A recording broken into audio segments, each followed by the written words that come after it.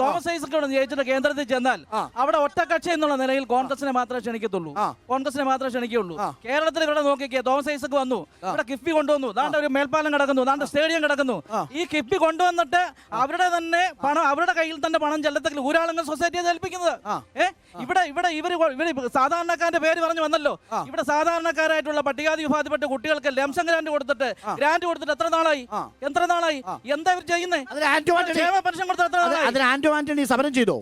ആന്റണി അടക്കം സമരം ചെയ്തല്ലോ. നഴ്സിംഗ് വിദ്യാർത്ഥികൾക്ക് അവർക്ക് ശമ്പളം കിട്ടുന്നുണ്ട്, സമരം ചെയ്തില്ലേ? എന്തോ ചേച്ചി നേരത്തെ പറഞ്ഞു ഈ ആന്റണി മണ്ഡലത്തിൽ ഒന്നും ചെയ്തില്ല എന്നാണല്ലോ പറയുന്നത്. അവിടെ ആ ചേച്ചി പറഞ്ഞു ഒന്നും ചെയ്തിട്ടില്ല, ഹൈമാസ്ക് ലൈറ്റ് പോലെ കാര്യങ്ങളൊക്കെ നോക്കൂന്നാ പറഞ്ഞത്.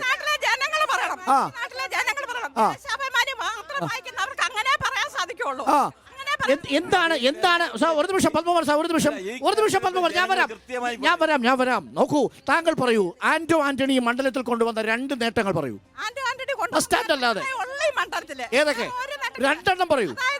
ഇവിടെ സൂചിപ്പിച്ചല്ലോ, കേന്ദ്രീയ വിദ്യാലയം ഒരു ജില്ലയ്ക്ക് 1 മാത്രം കിട്ടുന്നിടത്ത് 3 കൊണ്ടുവന്നു. ശരിയാണോ? കേന്ദ്രീയ വിദ്യാലയം 3 കൊണ്ടുവന്നു പത്തനംതിട്ടയിൽ. എല്ലാ ജില്ലയ്ക്കും 1 കിട്ടുമ്പോ പത്തനംതിട്ടയ്ക്ക് 3.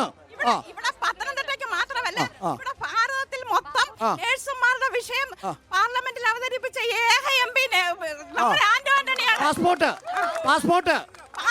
കേന്ദ്രം.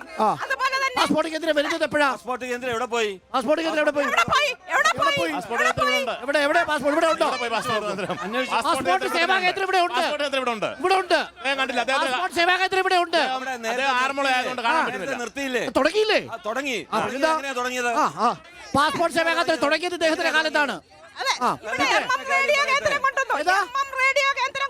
റേഡിയോ കേന്ദ്രം ഇവിടെ കൊണ്ടുവന്നു ആന്റണിയാണ്. അതുപോലെ തന്നെ ഇവിടെ ഭാരതത്തിലെ മയക്കുമരുന്ന്, അതായത് ഇന്ന് കിട്ടാത്ത പാൻപരാഗ് അവിടെ പാർലമെന്റിൽ ശബ്ദമുയർന്നത് ആന്റണിയാണ്.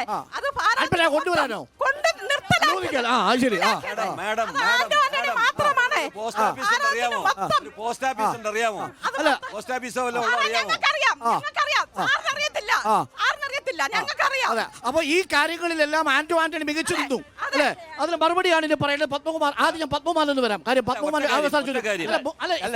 ചോദിച്ചു പറഞ്ഞു പോകാം സാറേ. 3 കാര്യങ്ങൾ.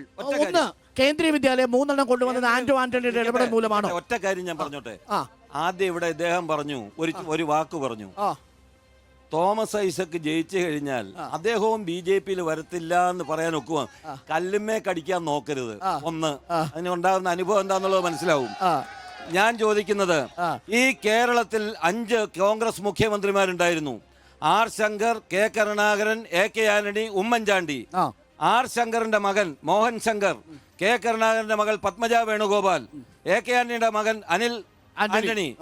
ഇനിയിപ്പൊ ചാണ്ടി ഉമ്മനോ മറ്റേ അച്ചു ഉമ്മനോ മാത്രമല്ലേ ഉള്ളൂ.